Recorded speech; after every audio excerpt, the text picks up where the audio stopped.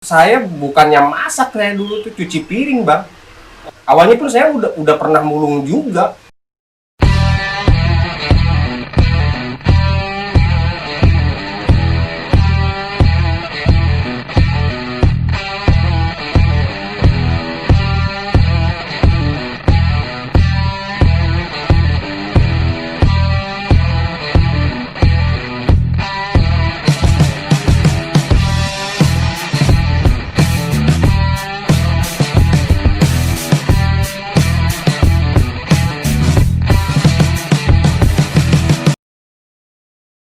Oke guys, sekarang kita udah sampai nih di lapaknya.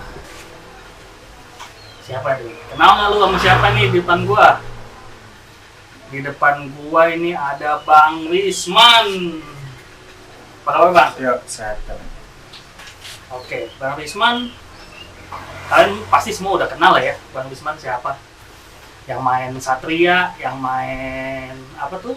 Ninja, pasti udah pada tahu tuh Bang Risman. Sehat Bang? Alhamdulillah Bang, sehat Bang. Anak? Udah berapa nih? Anak, alhamdulillah udah satu, udah gede, umur 8 tahun, kelas 2. Oke. Istri? Istri alhamdulillah Bang masih satu, kalau 2 masih program Bang. Oh gitu. Lagi nunggu ACC dulu Oh, Bang. nunggu ACC dulu ya? Perizinannya susah banget Belum. ya. Oke. Nih, Bang Risman ini terkenal dengan produknya NGRT. Ya alhamdulillah Bang. Gua cek di Instagram itu followernya mau 15.000 cuy.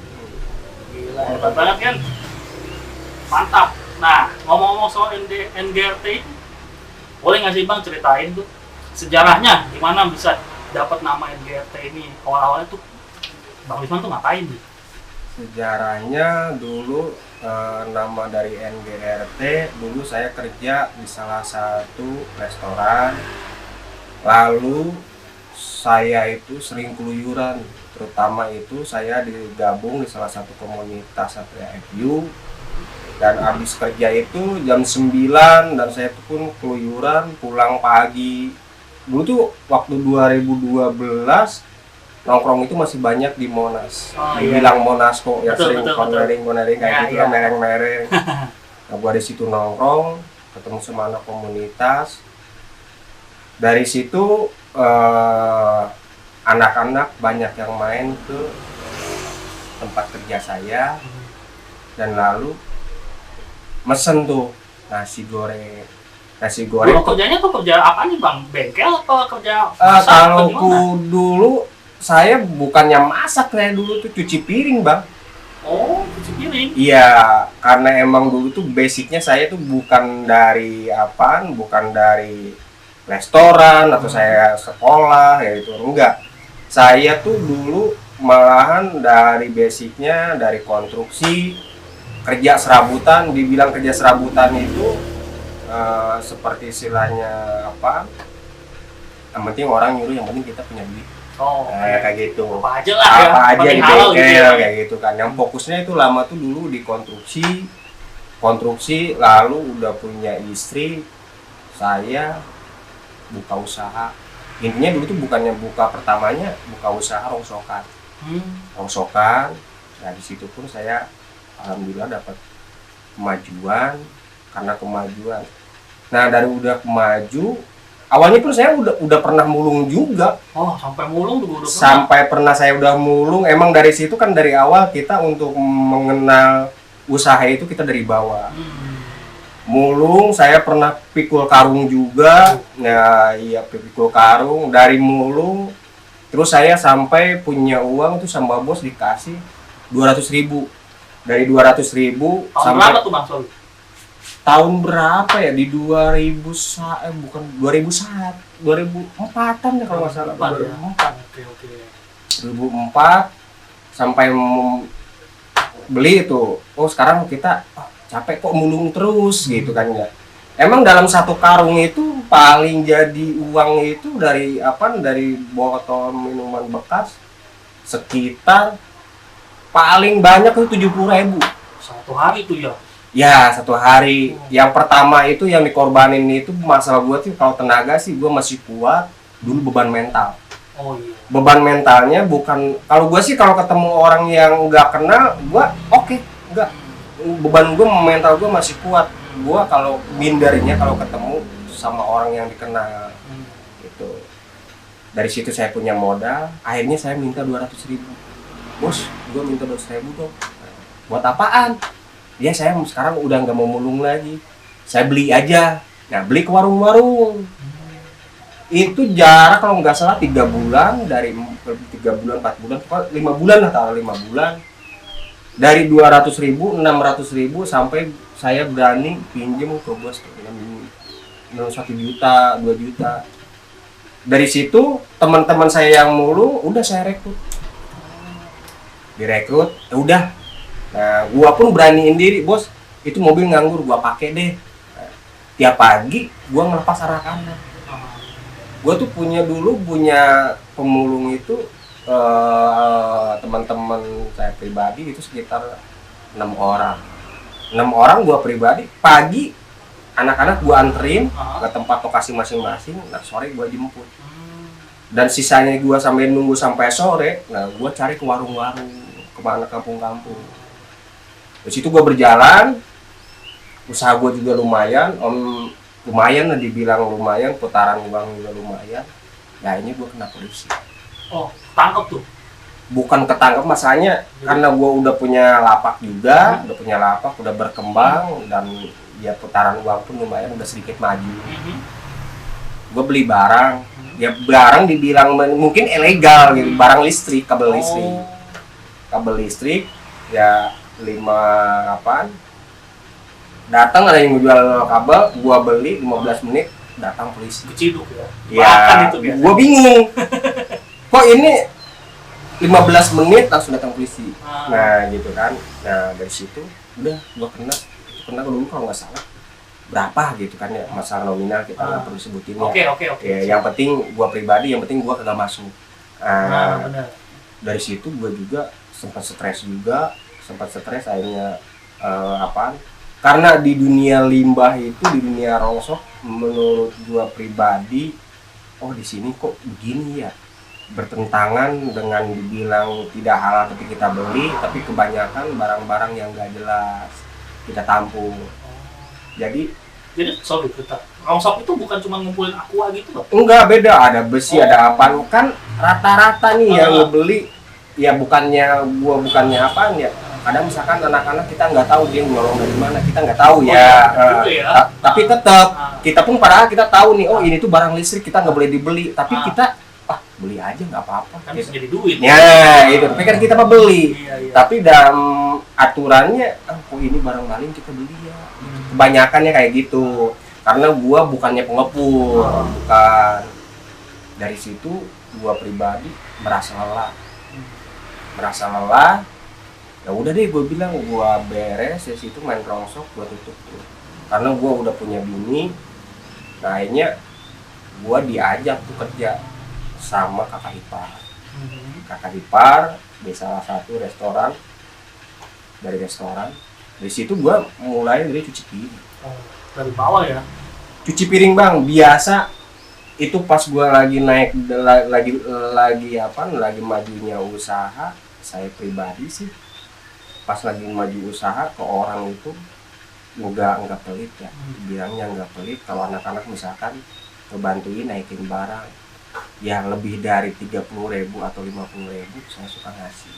Nah, tapi dikala itu kita pindah ke restoran dengan gaji kita di bawah 1 juta, terus kita dikasih uang tip, masih ingat kasih uang rokok, perasaan hati gue tuh nggak nerima gitu kan ya.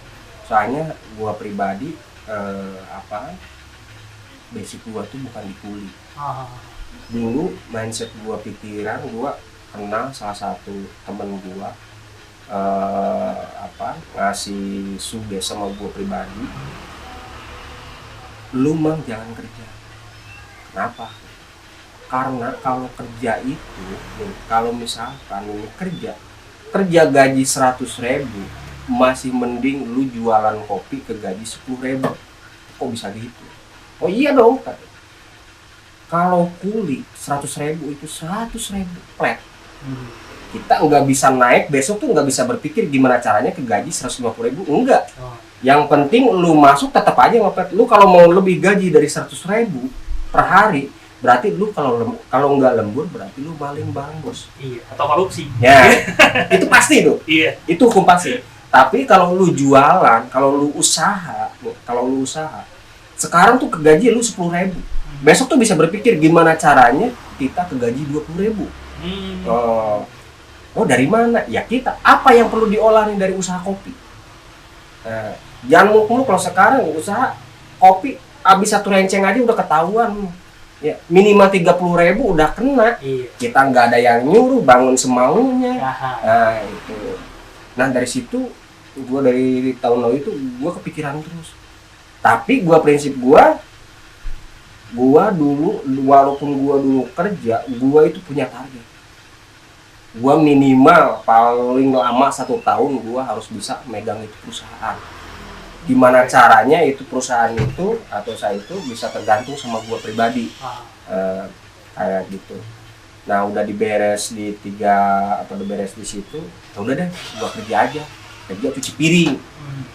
cuci piring, berangkat. Dari situ proses bertahun-tahun sampai gue ke pasar, sampai megang-megang kasir, sampai megang ke depan.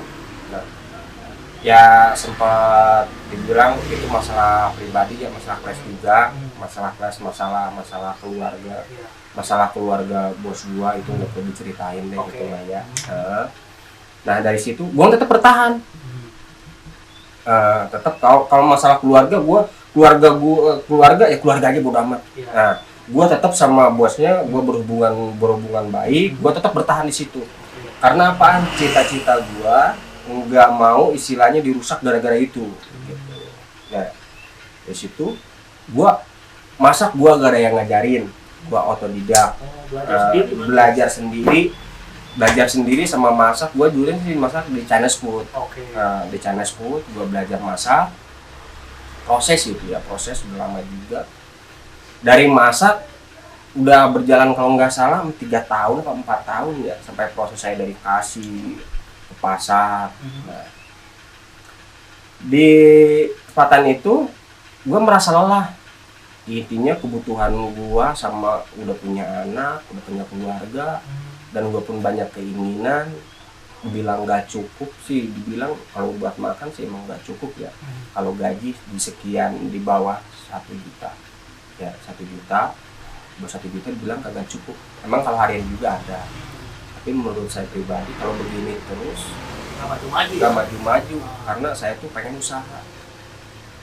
Dari situ saya keinginan tetap saya main di motor.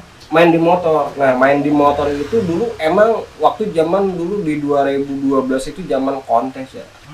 Zaman chat bahasa di penampilan kayak pakai monel kayak apaan lah gitu. Iya. Saya sempat kepikiran saya pengen buka workshop. Tapi karena modal saya terbentur, saya skip. Saya enggak deh, saya buat dulu saatnya. Akhirnya saya ngembangin ke usaha restoran. Ya udah coba restoran. Saya nggak punya modal loh. Nggak punya modal, dan salah satu saya pernah nawarin ke teman-teman saya pribadi, teman-teman komunitas Satria FU, pernah nawarin ke 2 orang, dan 2 orang itu menurut gua pribadi dia lagi banyak modal, lagi mapan. Tapi mereka skip karena mungkin nggak mengerti nah di bidang itu, dan saya pun kenal. Lalu saya nawarin ke teman saya satu lagi. Akhirnya dia mau hitung-hitungannya masuk. Nah hitung-hitungan masuk, akhirnya carilah. Itu pun saya cari itu dengan asumsi saya tidak berhenti dulu. Saya coba dulu, dapat nih tempat ya di daerah selatan ini dapat. Nah sempat ragu juga karena apaan? Dengan mental kita gaji 1 juta, kita mau buka usaha dengan beban modal orang, dan kita tuh harus bayaran di bulan depan. Intinya di bulan depan itu karyawan 2, dulu tuh nggak salah 3 juta, sama bayar kontrakan sama tempat tinggal itu 4,5 juta. berarti totalnya 7,5 juta. kurang lebih 7,5 juta ya. Ya, itu bos sendiri, teman saya sendiri, dia lepas tangan. Nah, Intinya lepas tangan nih, oke lah. dia cuma kasih modal doang. Nah, gitu ya. ngasih modal, gua nggak mau tahu di bulan depan gua urus itu urusan lu. Ah, Nah, dan gua pun lu harus yakin dan duit ini bisa balik. Nah, oke lah, dengan hitung-hitungannya kita bagi hasil sama bos saya. Nah, dengan teman saya ini, saya sempat ragu juga itu, nggak begitu langsung diambil. Duit dia masih yang pegang, tempat udah ada, saya masih ragu. Nanya dulu dong ke senior kaki lima saya. Nah, ke CNS Food, gimana nih? Wah, gua pribadi aja, kata dia, nggak berani. Kok nggak berani? Kenapa? Ini mang katanya, kalau buka restoran itu dulu aja gua pernah 80.000, paling banter itu 200.000 per hari dapat. Satu hari. Itu paling wah kata dia, paling dapat. Waduh, berarti kalau hitung-hitungan gua 7,5 juta ya bulan depan cuma kontrak. Wah, mang nggak bisa masuk. Gimana deh kalau lu deh yang maju, gua bilang. Lu aja yang maju, karena gua juga mental gua masih, aduh gimana ya, gua bilang itu. Lu aja yang maju, nggak apa-apa lah. Ntar kalau misalkan ya gua minta fee aja, gua bilang gitu. Mereka pada gak mau. Nggak ada yang mau. Akhirnya gua gambling itu, gua buka sendiri. Ya udah deh, gua buka sendiri, nggak apa-apa, 7,5 juta. Udah di sini tuh yang sekarang. Nah, yang ini kan dari dulu ini. Oke. Nah, ini 7 juta, 7,5. Oke lah, gua buka. Gua bilang, oke, gua ambil nih project. Ya, gua ambil. Gua pergi dulu ke orang tua. Gua minta izin sama orang tua. Gua mau buka usaha. Oh ya udah, didoain. Dari situ gua bingung. Dari kampung itu gua nggak bawa duit, nggak banyak banget.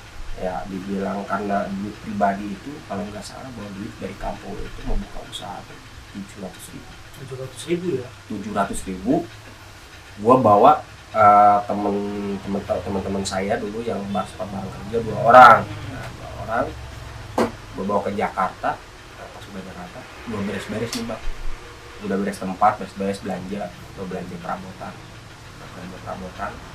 Itu uang pun nggak cukup bang. Itu jarak beres-beres itu kalau nggak salah di 4 hari.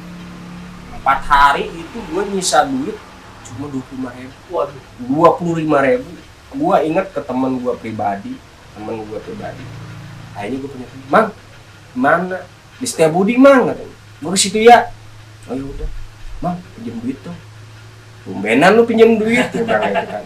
Iya, gue pinjam duit, katanya. Oh yaudah, gue bilang, pinjam berapa mang? Jangan banyak, gue buat makan aja. Next gue bilang, minggu depan kok gue bayar, gue bilang begitu. Berapa? 200.000 aja. Enggak kurang mah, enggak, gue butuh makan doang.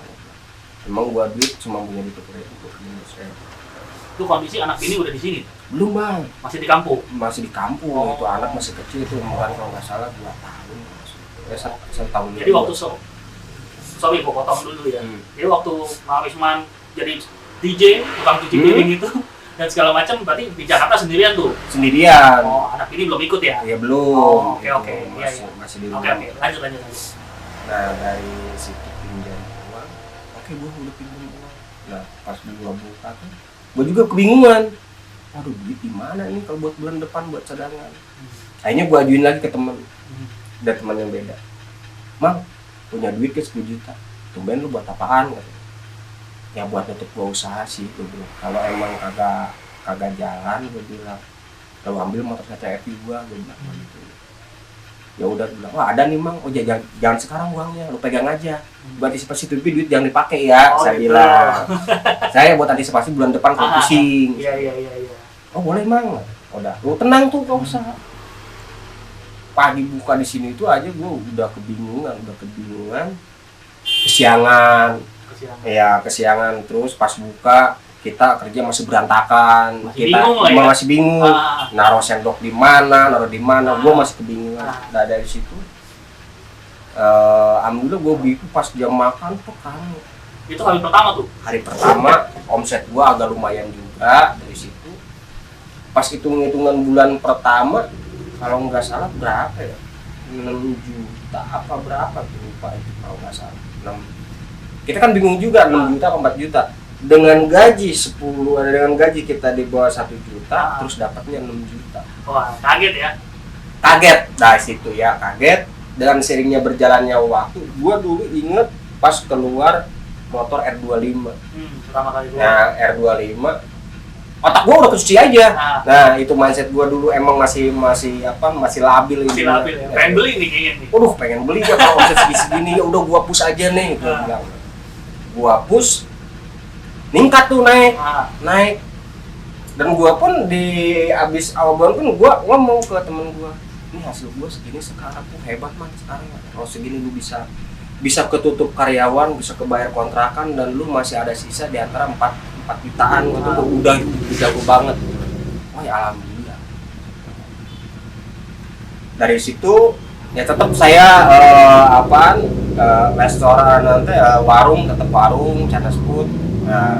Karena terlahirnya nama NGRT. Oh jadi sorry, ini belum ada namanya tuh waktu pertama buka? Udah pertamanya buka tadi kelewat ya. Namanya udah saya namain NGRT, nasi goreng racing team. Jadi dibilang NGRT emang saya basicnya dulu tuh di Chinese food ya. Di Chinese food. Nah, gimana sih kok belum ada nih yang nama makanan kita dibikin racing.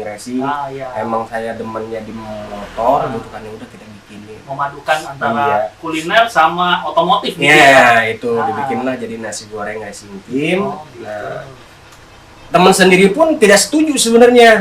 Yang punya modal nih. Yang punya modal aneh. Dulu itu pengennya apa berkah apa pokoknya kayak model kayak gitu-gitu ya. Standar lah ya. Iya, tapi gue pribadi ribet mang NGRT orang bingung juga kayak ngeret kayak apaan. Ya udah nggak apa-apa. Ini kan saya yang menjalankan. Dengan seiringnya berjalannya berapa tahun nih, 1 tahun atau 2 tahun, akhirnya modalnya saya balikin. Nah, akhirnya putus, bos saya seteman sendiri, buka usaha, kita jalan masing-masing dan saya tetap di sini. Dari situ emang tetap saya di motor, ikutan fundraise, nongkrong sama teman sana sini, dulu sempat booming. Ikutan fundraise tuh ikut sendiri apa motornya doang, Mak? Enggak, kalau saya pribadi karena saya udah punya keluarga dan bini pun tidak dibilang bukan tidak setuju tapi hati-hati. Selalu ngomong kayak gitu, lu punya anak. Akhirnya saya mau ngebangun motor aja. Dan ada temen yang bawa. Dari situ terus berjalan lah. Dari situ, sekarang gue bilang kalau buka usaha kecil-kecilan, tuh anak-anak pada mesen mulu barang. Mang pesen ini. Nah, dari situ gue nyiapin barang-barang. Spare part kan maksudnya ya? Iya, spare part, barang-barang motor. Situ saya sempat juga terjun sebentar. Bilangnya, saya ini ke barang FU dulu. Sempat saya istilahnya dengan pembayaran dengan tempo untuk ngebuka link dulu. Ada yang ngebuka di 1 bulan sampai saya dibilang di tempo 3 bulan untuk ngebuka link aja dulu. Responnya ternyata banyak. Akhirnya sekian udah diputus sama saya, yang udah tempo sekarang kita tutup, kita udah punya link. Gitu. Nah, sekarang udah kita main tempo. Udah main tempo, fokus. Nah, terus booming lah anak-anak ninja. Nah, anak-anak ninja 2 tak itu ya? Ninja 2 tak. Di Ninja 2 tak, akhirnya saya terus diracuni sama teman-teman. Mang beli. Gitu kan, ya. Saya bilang, nggak dulu beli. Saya dulu ke Satria, akhirnya saya bikin produk bikin step. Itu bang stepnya ada tuh di. Iya nih ya, pusat NGRT ya. Nanti mau kasih lihat fotonya. NGRT. Dan saya pun nanya lagi tuh, emang di Satria saya udah berjalan di Satria. Udah dikenal lah ya? Udah dikenal sama anak FU, sama anak Ninja. Akhirnya saya beli Ninja. Tapi Ninja juga tetap saya gambling bang. Gamblingnya saya nggak mau istilahnya ngeluarin hobi saya, ngabisin modal saya. Akhirnya saya beli tapi niatnya saya usaha. Ditekuni sampai saya bikin step buat Ninja juga. Saya sampai berani gambling. Akhirnya saya mesen barang, gimana caranya ya duit saya biar nggak tepat. Akhirnya saya bikin produk itu step NGRT buat Ninja, buat NSR, buat CBR, dibikin. Akhirnya itu hitung-hitungannya kalau di ninja saya hitungannya free gratis gitu. Oh. Gua beli underbone sekian ratus, dapat ninja full modif. iya dengan kuantiti dan hasilnya gue cemplungin ke ninja. Ah. Jadi hitungan gua pribadi, gua main motor nggak sampai ngambil dari warung gua, Oke, dari nasi goreng. Ah. Jadi indahnya itu hobi yang dibayar. Hobi yang Jadi dibayar. hasilnya itu ninja biru yang viral itu. Iya, ninja sekarang lagi di bengkel. Iya, lagi itu. Iya, gue nyari itu nggak ada ternyata hari ini. Si Vanessa itu tuh yang katanya 80 juta. Oke. Jadi sampai sekarang nih akhirnya berlanjut ya Bang ya. Berlanjut sampai sekarang saya pun istilahnya berani gambling, jual beli pelek model istilahnya pelek TV kayak Ojet, model pelek HRC. Gua sih fokusnya di pelek ya, di pelek dan barang produk-produk saya atas nama saya NGRT pribadi kayak gitu. Iya. Oke. Berarti jalan ceritanya lumayan ya. Bang Wisman ini dari yang mengadu nasib lah ya ke Jakarta. Mengadu nasib, Heeh. Bang. Nasib. Buat ke ibu kota, datang. Mulai dari tukang cuci piring dulu, nge-DJ dulu di piring. Iya, cuci piring dulu Bang, semuanya tuh dari nol. Iya. Pernah minggu pikul karung juga, Pikul punggung karung, juga, mulung, darah. sampai ke garuk polisi juga ya. Darah. Iya. Wah hebat ya, berarti Bang Wisman ini memang apa cerita hidupnya tuh inspiratif kalau menurut gua nih. Makanya karena gua pernah baca ketikannya Bang Wisman soal garis besar cerita hidupnya, makanya nih gua datengin nih ke tempatnya nih, karena ceritanya tuh bagus, bisa menginspirasi orang gitu. Terus kemarin gua sempet lihat Facebook nih, Bang Wisman sempet ada postingan mau jual Ninja RR warna merah, harganya 150 juta. Beneran tuh? Bener Bang, itu teman saya pribadi. Hmm. Kalau hitungan 150 juta mungkin kalau bagi yang hobi itu sangat Sangat terjangkau. terjangkau. Maksudnya berarti part modifan yang ada di motor itu harganya melebihi 150?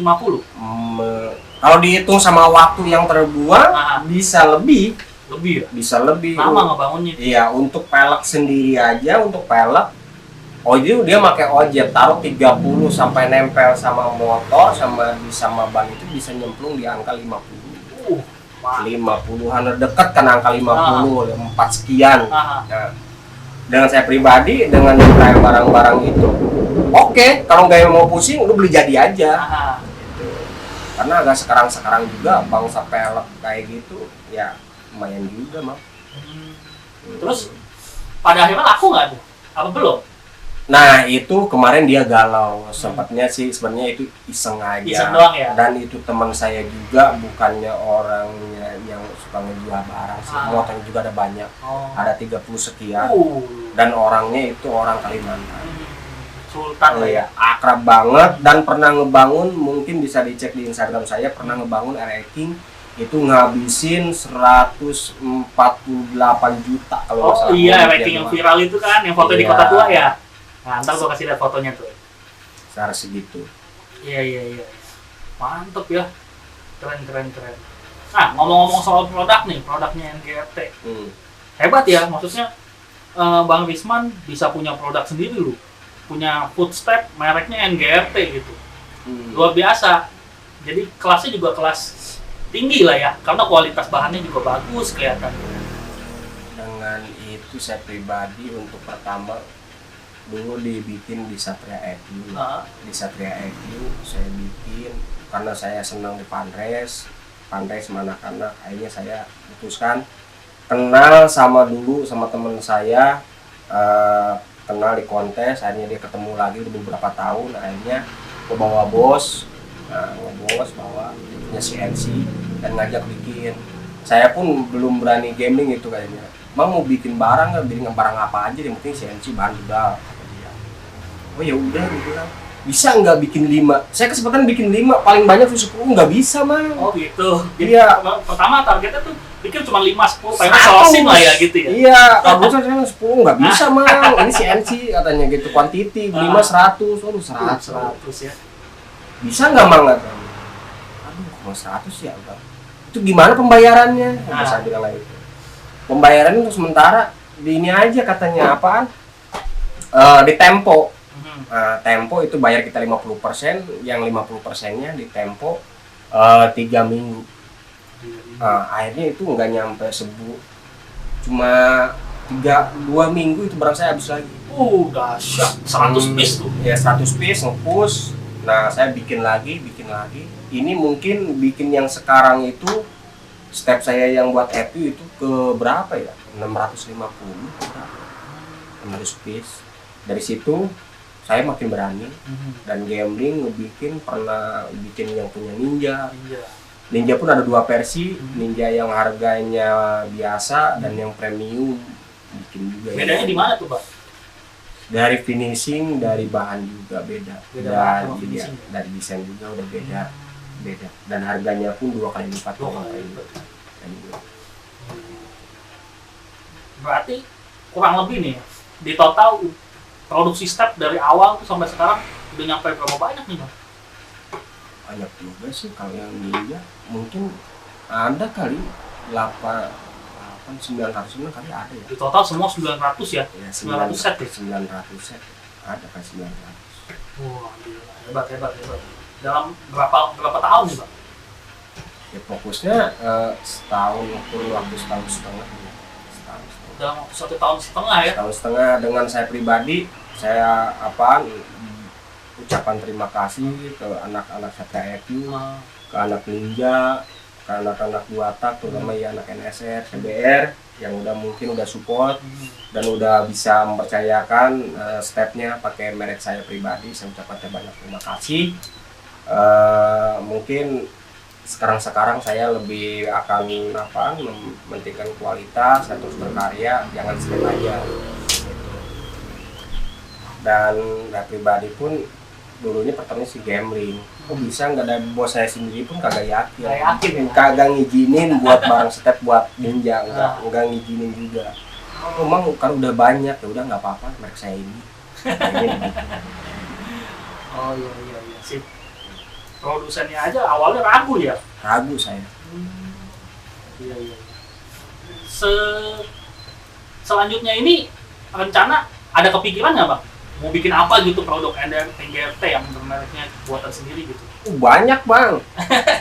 Ya balik lagi ke modal saya, balik modal gitu, mengukur kemampuan. Kalau kita belum mampu jangan ya. Iya, saya juga pengen beli ini, sisanya pengen bikin ini gitu. Kalau desain mah banyak, Bang, banyak sekali kalau keinginan, tapi kan kita ngejarnya kuantiti 100. Minimal 100 ya. 100, Bang. 100 saya belum siap karena modal saya itu belum siap ke situ. Ya untuk di satu produk aja misalkan di minimal di angka paling murah itu di angka 50 juta. Kalau kita bikin 5 aja udah ngapa-ngapa. Nah, bikin bisa, kita ngeluarinnya bisa enggak.